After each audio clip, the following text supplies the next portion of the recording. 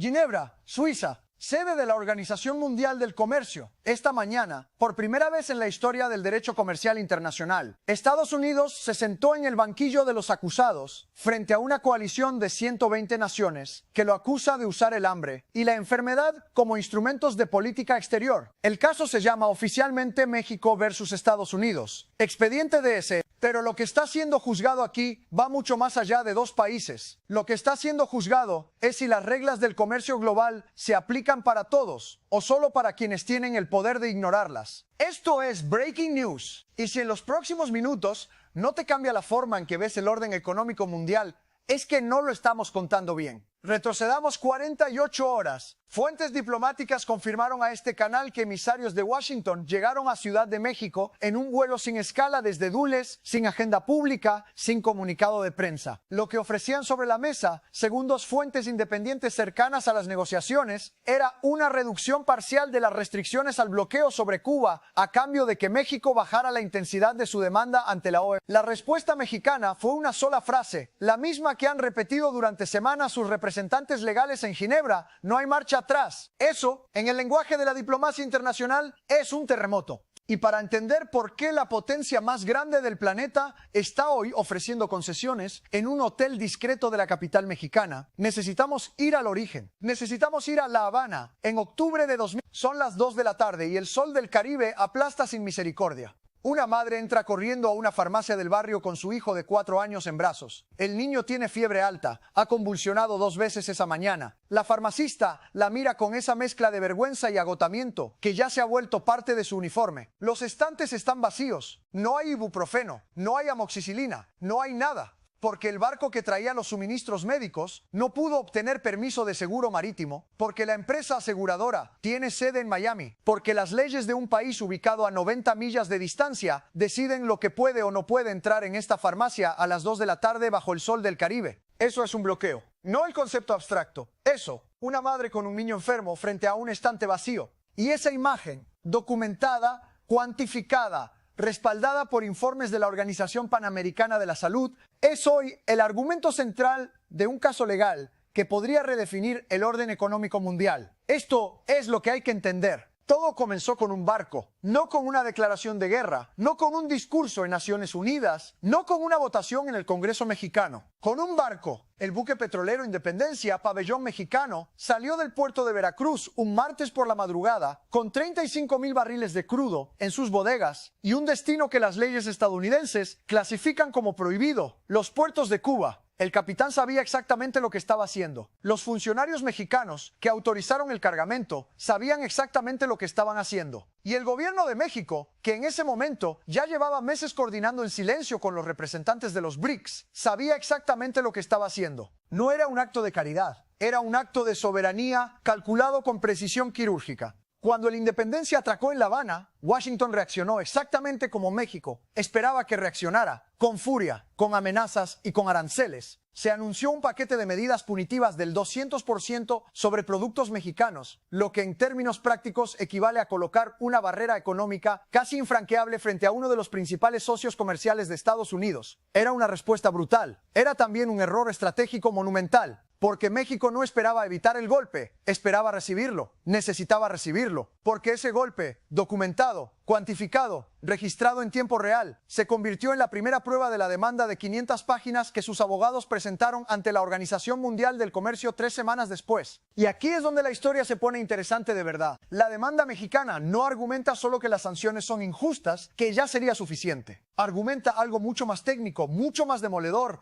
y mucho más difícil de rebatir, que son ilegales, que violan de manera sistemática y documentada los tratados de libre comercio que el propio Estados Unidos no solo firmó, sino que en muchos casos redactó. El argumento central tiene 3 ejes que juntos forman algo parecido a una trampa legal perfecta. El primer eje es la extraterritorialidad. Las leyes estadounidenses que sustentan el bloqueo intentan regular el comportamiento comercial de empresas mexicanas, europeas, canadienses, asiáticas, que no están sujetas a la jurisdicción de Washington. Una empresa naviera griega que fleta un barco hacia Cuba no viola ninguna ley griega, no viola ninguna ley cubana, no viola ninguna ley internacional, viola únicamente una ley estadounidense, que sin embargo pretende tener alcance global. Los abogados mexicanos argumentan que eso no es soberanía nacional, es imperialismo legal, y presentan jurisprudencia de 40 años de resoluciones internacionales que les dan la razón. El segundo eje es el daño humanitario documentado. Esto es lo que hace única a esta demanda comparada con las anteriores. No hablan en abstracto de restricciones comerciales.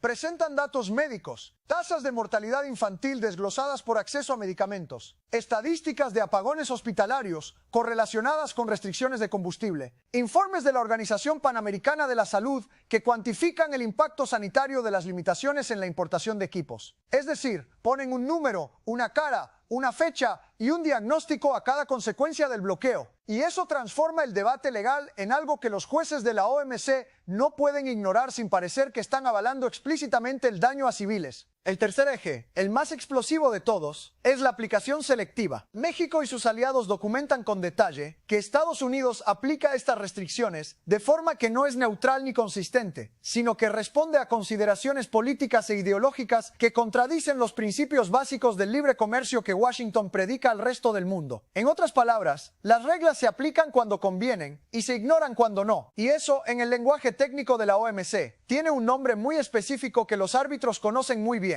Ahora necesito explicarte por qué los BRICS no son simplemente un telón de fondo en esta historia, son el motor. Cuando México presentó su demanda, no lo hizo como un país mediano desafiando a una superpotencia en solitario. Lo hizo como el frente visible de una coalición que lleva años construyendo la arquitectura necesaria para hacer exactamente esto posible. Y la historia de esa construcción es casi tan fascinante como el caso en sí. Después del año 2022, Rusia fue desconectada del sistema SWIFT y sus reservas internacionales fueron congeladas en un movimiento que muchos países del sur global observaron con horror. Empezó a circular entre diplomáticos y economistas una pregunta que nadie quería pronunciar en voz alta, pero que todo el mundo se hacía en privado. Si le hicieron eso a Rusia, ¿qué nos impediría que nos lo hicieran a nosotros? Esa pregunta fue el verdadero punto de origen de lo que estamos viendo hoy. No la amistad con Cuba, no la solidaridad con México. El miedo perfectamente racional a la vulnerabilidad propia. China respondió a ese miedo con dinero, abrió líneas de crédito bilaterales en yuanes con más de 40 países en vías de desarrollo, creando canales de financiamiento que no pasan por el dólar ni por ninguna institución controlada por Washington. Rusia respondió con infraestructura energética, acelerando acuerdos de suministro de gas y petróleo denominados en monedas nacionales. La India respondió con lo que tal vez sea el arma más silenciosa pero más poderosa de todas, medicamentos genéricos de alta calidad a precios que las farmacéuticas occidentales no pueden ni quieren igualar. Y Brasil aportó algo más intangible pero igualmente crucial, legitimidad regional. La voz de un país democrático con economía de mercado, históricamente alineado con Occidente en muchos aspectos, diciéndole al mundo que estas sanciones son inaceptables, tiene un peso retórico que ni China ni Rusia pueden aportar. Juntos, estos países representan más del 40% del PIB mundial, más del 60% de la población del planeta, y más del 60% del crecimiento económico proyectado para los próximos 20 años. Cuando esa coalición decide que quiere cambiar una regla del sistema comercial global, ya no está pidiendo permiso, está ejerciendo gravedad. El respaldo de 120 naciones a la demanda mexicana es el dato más revelador de todo este episodio. No es solo un número impresionante, es un mapa geopolítico. Está África casi entera, cuyas economías llevan décadas siendo bloqueadas, sancionadas o condicionadas por potencias externas. Está el mundo árabe, que conoce el significado de las sanciones a un nivel visceral que va mucho más allá de la teoría económica. Están los países del sudeste asiático, que aprendieron durante la crisis de 1997 lo que significa depender de instituciones financieras internacionales controladas por otros. Y están, y esto es lo más significativo, varios miembros de la Unión Europea que han comenzado a votar en contra de las posiciones estadounidenses en foros internacionales con una frecuencia que hace 10 años hubiera parecido impensable. El aislamiento diplomático de Washington es real, y es nuevo, y es profundamente perturbador para cualquier arquitecto de política exterior que lleve décadas construyendo alianzas sobre la premisa de que la hegemonía americana era un dato estructural inamovible del sistema internacional.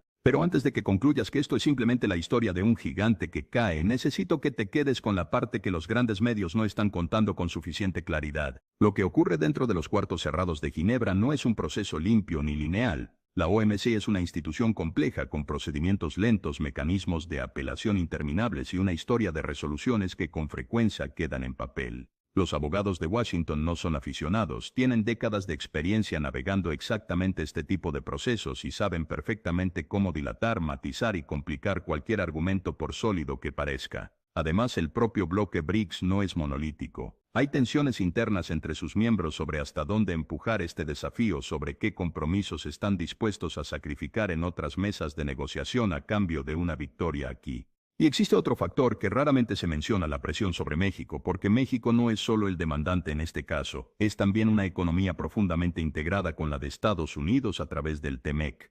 Millones de empleos mexicanos dependen del acceso al mercado estadounidense. El riesgo de una guerra comercial real, no solo simbólica, es algo que mantiene despiertos a varios ministros en Ciudad de México. Las reuniones secretas que se mencionan en círculos diplomáticos, donde emisarios estadounidenses ofrecen aliviar algunas restricciones al bloqueo cubano a cambio de que México baje la intensidad de su postura en la OMC, no son ficción conspirativa. Son la mecánica normal de la política exterior cuando una negociación llega a un punto de verdadera presión. La pregunta real entonces no es si México tiene razón en términos legales o morales. Casi todo el mundo coincide en que la tiene. La pregunta real es si México y sus aliados tienen la resistencia política para mantener la presión suficiente tiempo como para forzar un resultado concreto. Porque en el derecho internacional, como en tantas otras cosas, la diferencia entre un principio y una realidad es con frecuencia simplemente la voluntad de no rendirse antes de tiempo. Y sin embargo, incluso con todas estas complejidades sobre la mesa, hay algo en este momento que se siente genuinamente diferente a lo que ocurrió en otras ocasiones en que el sur global intentó desafiar al norte. Algo que tal vez sea lo más importante que puedo dejarte de esta historia.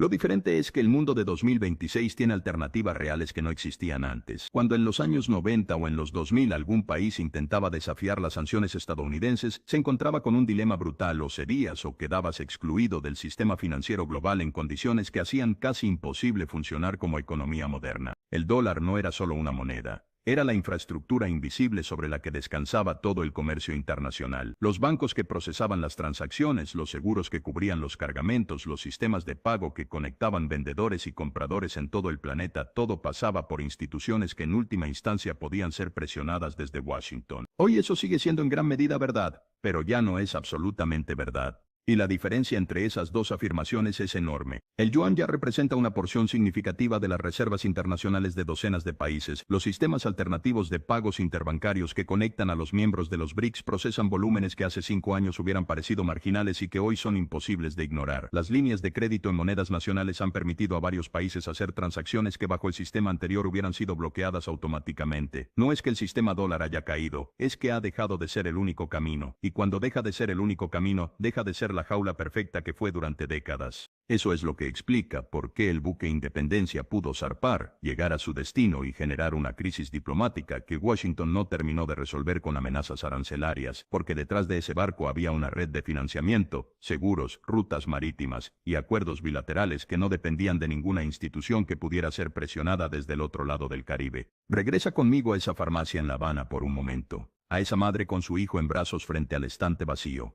Esta historia no termina bien ni termina mal todavía, porque sigue en curso. No voy a prometerte que el veredicto de la OMC llegará rápido, ni que llegará sin matices, ni que cambiará todo de la noche a la mañana. Lo que sí te digo es que el hecho de que ese caso exista, de que 120 países lo apoyen, de que los emisarios de la potencia más grande de la historia estén en Ciudad de México ofreciendo concesiones, cambia el cálculo para todos los que vienen después. El próximo país que quiera enviar alimentos a donde la política exterior de una sola potencia lo prohíbe va a saber que no está solo, va a saber que hay precedente, que hay aliados, que hay alternativas financieras, que hay rutas comerciales. Y el próximo gobierno que quiera usar el hambre y la enfermedad como instrumentos de presión política va a saber que el costo reputacional, legal y diplomático de esa decisión es mucho más alto de lo que fue en cualquier otro momento de los últimos 60 años. Eso no es la revolución, pero es el principio del fin de una cierta forma de impunidad. El economista griego Yanis Varoufakis tiene una frase que viene al caso: el poder real no es el que te hace obedecer con una pistola en la cabeza. El poder real es el que te hace desear obedecer. Durante décadas el sistema de sanciones unilaterales funcionó porque convencía a suficientes actores de que la alternativa era peor. Lo que está ocurriendo en 2026 es que cada vez más países han hecho el cálculo y llegado a una conclusión diferente. Y cuando suficientes actores hacen ese cálculo al mismo tiempo, el sistema no colapsa de un golpe, pero empieza a perder exactamente lo que necesita para funcionar: la certeza de su propia inevitabilidad. Hay algo más que quiero que te lleves, algo que quizás sea lo más incómodo de todo este análisis. El caso que estamos describiendo no trata en su fondo sobre Cuba. Cuba es el territorio, el escenario, la historia de fondo que da urgencia humanitaria al argumento legal, pero el caso trata sobre un principio que afecta a cualquier país que en algún momento pueda encontrarse en el lado equivocado de las prioridades de una potencia. Trata sobre si el comercio internacional es realmente libre, o si es libre solo para los que obedecen. Trata sobre si las reglas se aplican de igual forma a todos los jugadores del tablero, o si hay jugadores que pueden cambiar las reglas cuando les conviene y exigir su cumplimiento cuando no. Esa pregunta importa en América Latina, donde las economías han vivido décadas bajo la sombra de la condicionalidad. Importa en África, donde las inversiones vienen frecuentemente acompañadas de exigencias políticas. Importa en Asia, donde las tensiones entre potencias se traducen en cadenas de suministro convertidas en armas. Y aunque a mucha gente le cueste admitirlo, importa también en los propios países que ejercen esa presión, porque un sistema donde las reglas solo se aplican cuando conviene termina erosionando la confianza en las reglas mismas. Y sin confianza en las reglas, no hay comercio internacional, no hay ninguno. Lo que está en juego en Ginebra, debajo de los tecnicismos legales y las citas de tratados, es si el mundo va a encontrar la madurez colectiva de construir un sistema donde las normas valgan para todos, no porque seamos ingenuamente optimistas sobre la naturaleza humana o sobre la política exterior de los estados, sino porque la alternativa, un mundo donde el poder decide arbitrariamente quién puede comerciar y quién no, quién puede encender las luces y quién debe quedarse en la oscuridad, es un mundo que ninguna potencia, ni siquiera la más grande,